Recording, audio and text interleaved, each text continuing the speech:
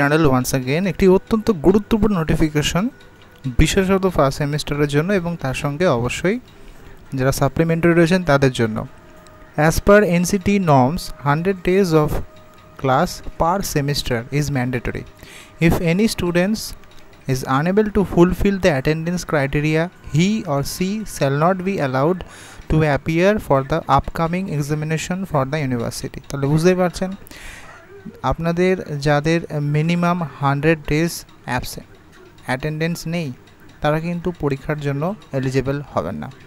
এটা কিন্তু ইউনিভার্সিটি গতকাল মধ্যরাত্রে নোটিফিকেশন দিয়েছে। এটা কিন্তু সমস্ত সেমিস্টারের জন্য কিন্তু প্রযোজ্য।